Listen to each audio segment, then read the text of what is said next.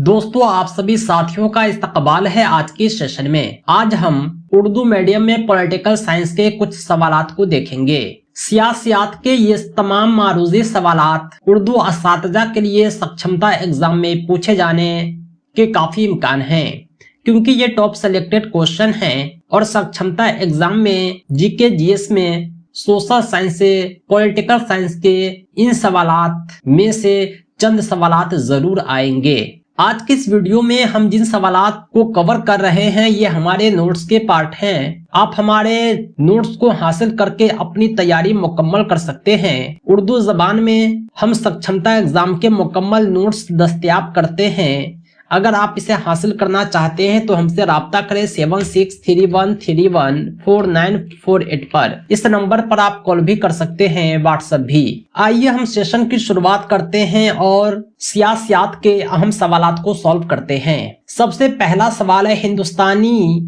दस्तूर साज असेंबली की फेडरल पावर कमेटी का चेयरमैन कौन था? दस्तूर साज असेंबली कहते हैं संविधान सभा को। हमारे देश का जो संविधान सभा था उसके फेडरल पावर कमेटी मसविदा संविधि के चेयरमैन कौन थे? पंडित जवाहरलाल नेहरू। दूसरा सवाल है, हिंदुस्तानी दस्तूर साज असेंबली की ड्राफ्टिंग कमेटी का चेयरमैन कौन था? संविधान सभा की जो ड्राफ्टिंग कमेटी थी उसके चेयरमैन डॉक्टर भीमराव अंबेडकर थे। सही जवाब है ऑप्शन जी में। नेक्स्ट क्वेश्चन है 3 नंबर, आईन साज असेंबली में तमाम फैसले किस बुनियाद पर किए गए? संविधान सभा में जितने भी फैसले हुए थे सब के सब रजामंदी और एडजस्टमेंट की बुनियाद पर हुए थे। सभी को वोटिंग करने का अधिकार दिया गया था जितने भी मेंबर थे, और रजामंदी के मुताबिक ही तमाम फैसले हुए थे। अलग अलग समिति के सेक्रेटरी अध्यक्ष इसी फैसले के आधार पर बनाए गए थे। अगला सवाल है, हिंदुस्तानी दस्तूर साज असेंबली में खवातीन अरकान की कुल तादाद कितनी थी? संविधान सभा में कुल 15 खवातीन थी। अगला सवाल है, आईन साज असेंबली में फ्लैग कमेटी का चेयरमैन कौन था? फ्लैग कमेटी का मतलब है कि झंडा समिति। झंडा समिति के जो चेयरमैन थे डॉक्टर राजेंद्र प्रसाद थे। अगला क्वेश्चन है 6 नंबर, हिंदुस्तानी आईन में शामिल किस जबान के लिए 2011 तक ज्ञानपीठ अवार्ड नहीं दिया गया था? हिंदुस्तानी आईन का जो 8वां अनुसूची है उसमें 22 जबान इंक्लूड हैं। स्टार्टिंग में कम ही जबान इंक्लूड थे, धीरे धीरे बहुत सारे जबानों को इसमें इंक्लूड किया गया। उसमें एक सिंधी भी है।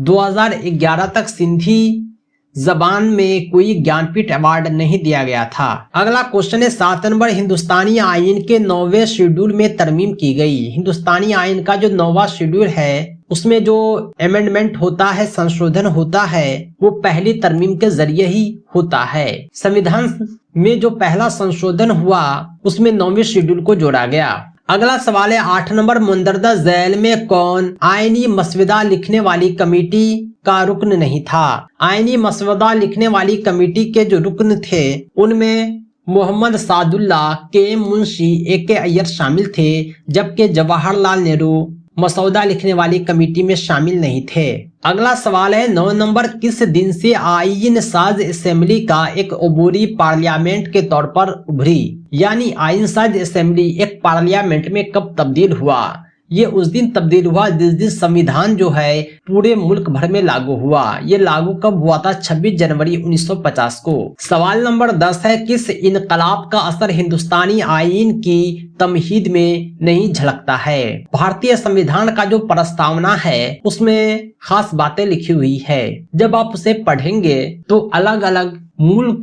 से संबंधित शब्द उसमें लिखे हुए हैं, क्योंकि हमारा जो संविधान बनाया गया था वो अलग अलग मुल्कों के संविधान के स्टडी के बाद बनाया गया था। इसीलिए उन संविधान की जो खास बातें, खास अल्फाज हैं वो हमारे मुल्क के संविधान में झलकती है। 1789 का जो फ्रांसीसी इनकलाब था वो भी हिंदुस्तानी आईन के तमहीद में मौजूद है। अमेरिकी इनकलाब जो 1776 का है वो भी मौजूद है। बोल्शेविक इनकलाब भी मौजूद है, लेकिन चीन के इनकलाब का हमारे संविधान से कोई लेना देना नहीं है।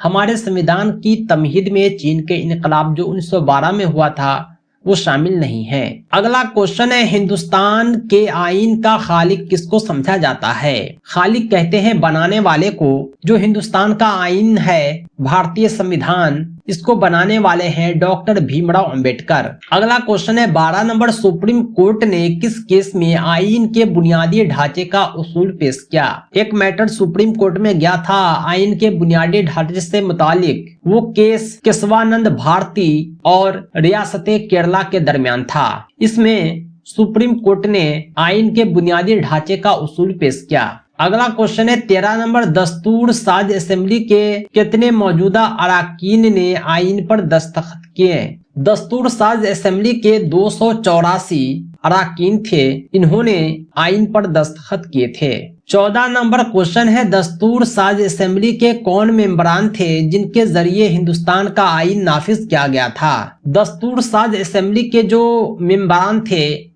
जिनके जरिए हिंदुस्तान का आईन नाफिज हुआ था, वे सब के सब मुख्तलिफ सूबों की कानून साज असेंबलियों के जरिए नामजद करदा थे।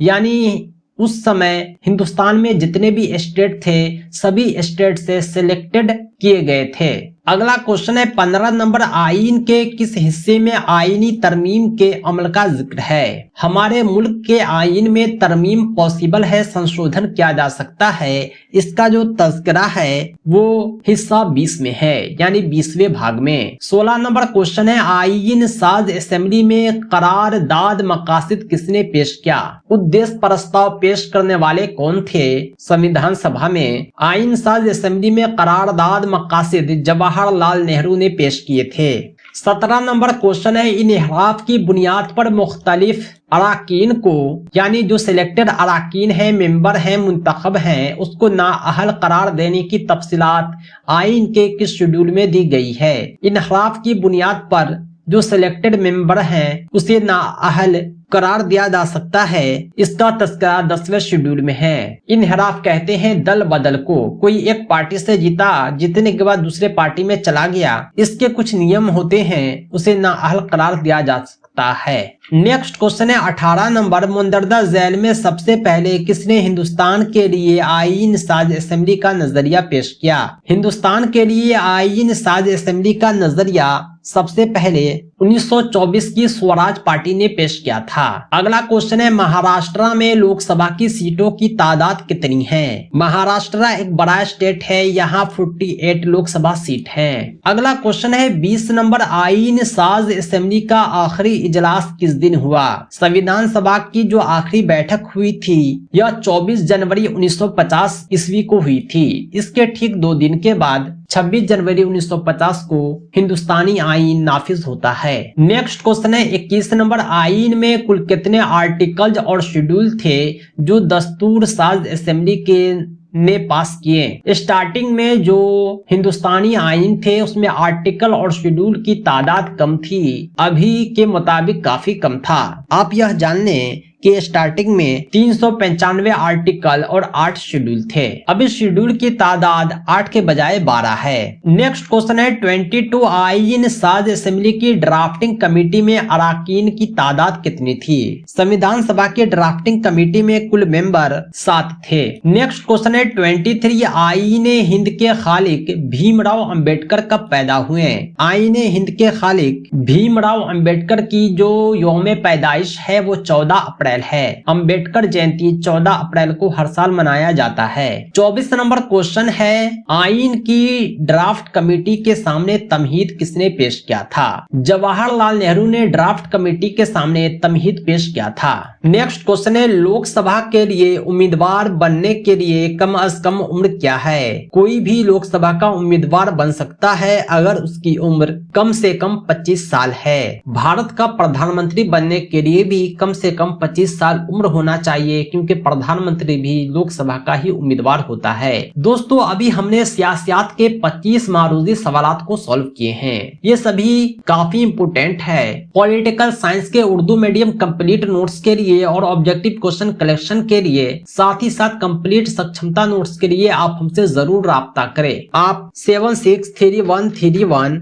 4948 पर कॉल व्हाट्सएप करके हमारे नोट्स को हासिल कर सकते हैं। हमारे नोट्स पीडीएफ की शक्ल में आपके व्हाट्सएप पर और प्रिंटेड बाय पोस्ट आपके पते पर भेजे जाते हैं। ये नोट्स आपके मुकम्मल तैयारी और बेहतर कामयाबी के लिए काफी है। दोस्तों आज के लिए इतना ही। हम फिर मिलते हैं नेक्स्ट टॉपिक के साथ अगले वीडियो में। बहुत बहुत शुक्रिया।